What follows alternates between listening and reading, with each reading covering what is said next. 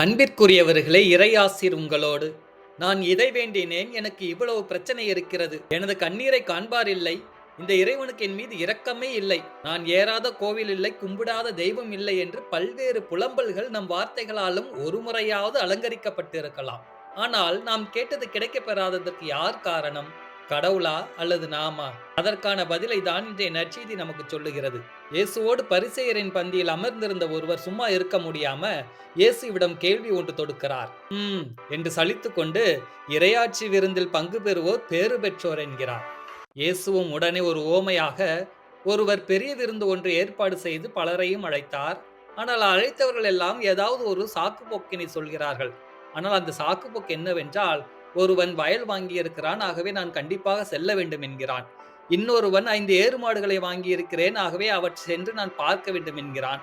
மூன்றாவது ஒருவன் சொல்லுகிறான், நான் திருமணம் புதிதாக செய்திருக்கிறேன், ஆகவே என்னால் வர முடியாது என்று. ஆக கொடுக்கப்பட்ட அழைப்புகளுக்கெல்லாம் அவர்கள் ஏதாவது ஒரு சாக்கு போக்கினை சொல்கிறார்கள். யூதர்கள் கடவுளுடைய மீட்பு எங்களுக்கு மட்டுமே என்று அவர்கள் தங்களுடைய உரிமை என்று நினைத்தார்கள். ஆனால் இயேசுவோ மாறுபட்ட சிந்தனை கொண்டு இது அனைவருக்குமாக உரியது என்று நமக்கும் அவர் கொடுத்தார். ஆனால் அவர் அழைத்தபோது நாம் கூறிய சாக்கு போக்குகள் என்ன?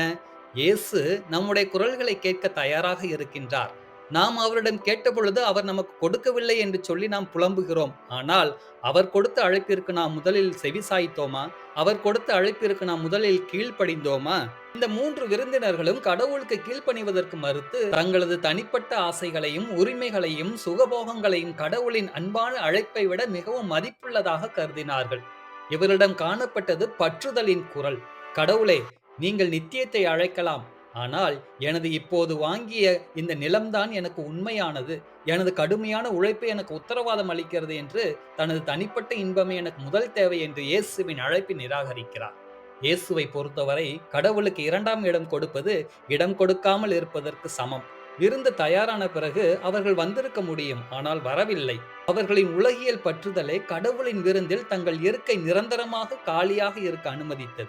இரண்டாவதாக, இந்த சாக்குப்போக்குகள் யாவும் கடவுளின் அழைப்பின் உடனடி தன்மையை அலட்சியம் செய்ததை குறிக்கிறது. அவர்கள் நித்திய பேரின்ப விருந்தை முழுமையாக நிராகரிக்கவில்லை. நாளை வருகிறேன், வேலை முடிந்தது வருகிறேன் என்ற ஒரு சாதாரண மெத்தன போக்கை காட்டினார்கள். அவர்கள் தங்களை சொத்து, வேலை, இன்பம் ஆகிய 3 சங்கிலிகளால் கட்டி போட்டுக் கொண்டார்கள். இதுபோலதான் நாமும் கடவுள் நமக்கு கொடுத்த அழைப்பிற்கு நாம் செவிமடுக்காமல் இருந்துவிட்டு, நாம் கொடுக்கின்ற அந்த வேண்டுதலுக்கு மட்டும் கடவுள் செவிமடுக்க வேண்டும் என்று நினைப்பது எத்தகைய நியாயம் இருக்கிறது? ஆனாலும் கடவுள் நம்முடைய குரலை நிராகரிப்பதில்லை.